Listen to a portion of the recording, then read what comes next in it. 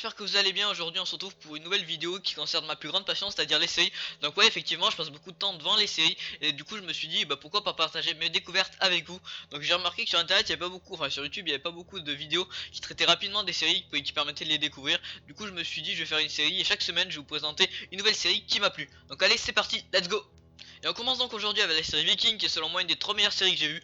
Donc qu'est-ce que Viking déjà? Donc Viking est une série canado-irlandaise dans le genre drame historique, créée par Michael Hurst, aussi connu pour avoir fait les Tudors. Enfin il a fait plein de trucs, mais c'est ce qui a permis de le faire connaître. Elle est diffusée depuis 2013 sur la chaîne History aux États-Unis.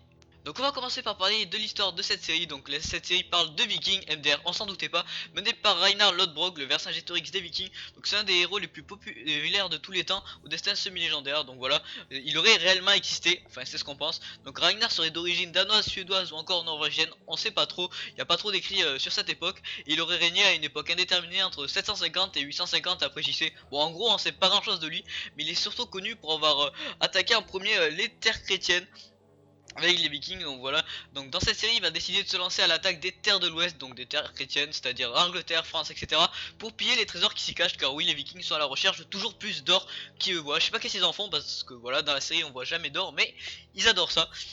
Donc malheureusement pour lui, Ragnar et son Jarl, c'est-à-dire son boss, ne sont point d'accord. Son boss veut continuer de piller les terres qu'il connaît, et Ragnar au contraire lui veut explorer de nouvelles terres, parce que voilà il a l'âme d'un explorateur, hashtag Bear Grylls.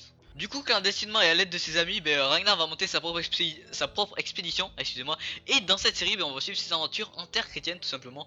Donc voilà, c'est à peu près tout ce que j'avais à dire sur cette série. Donc maintenant, passons aux personnages principaux. En ce qui concerne les personnages principaux, on retrouve donc Ragnar Lodbrok, incarné ici par Travis Fimmel, que vous pourrez retrouver au cinéma dans le film Warcraft. Donc dans cette série, c'est un simple fermier et son personnage est directement inspiré des héros de Ragnarok. En gros, c'est ça envoyé par les dieux pour guider les Vikings vers la gloire, si j'ai bien compris. Le Messie quoi, comme Lionel MDR.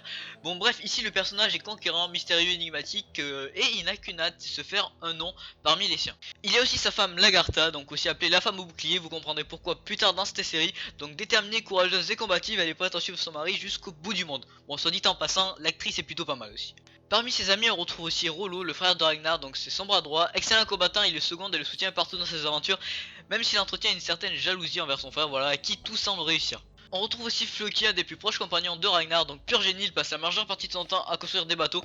Il inventa d'ailleurs un nouveau type de bateau, les Drakkar, qui vont permettre à son ami de parcourir le monde. Donc ouais, c'est un de mes personnages préférés. Il pourrait être un peu comparé à un Joker, il paraît un peu fou au début, mais il est vraiment super cool. Deux personnages vont s'ajouter à cette liste, Siggy et Atelstan, donc je vous en dis pas plus pour le moment, je vous laisse le plaisir de les découvrir dans la saison 1.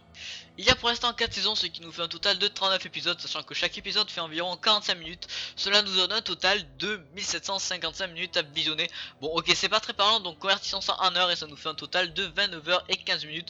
Ce qui est plutôt pas mal, mais si vous aimez cette série, vous plongerez dans l'histoire et vous ne verrez plus le temps passer, je vous le promets. J'ai d'ailleurs quelques potes qui l'ont regardé en une semaine, donc vous voyez, tout est possible.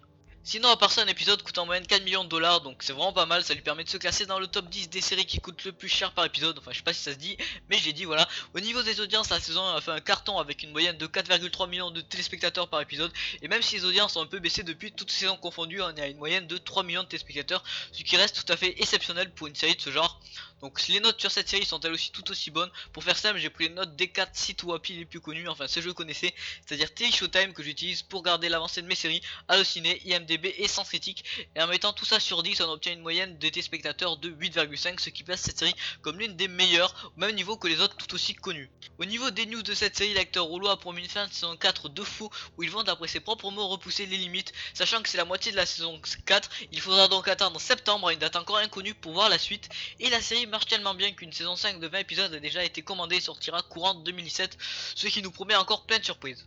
Et enfin mon avis sur cette série, je suis complètement fan de cette série, je vous la conseille fortement. D'après moi, si vous n'avez pas vu Viking, vous manquez un truc de fou. Donc j'ai adoré les paysages scandinaves qui sont juste magnifiques. Un truc que j'aime bien aussi, c'est le fait que cette série reprend des faits historiques. Donc voilà, Ragnar a vraiment existé, avec des décors et des maquillages qui font qu'on s'y croit vraiment, voilà, on y est. En plus de ça, les personnages sont attachants et ont chacun leur propre personnalité.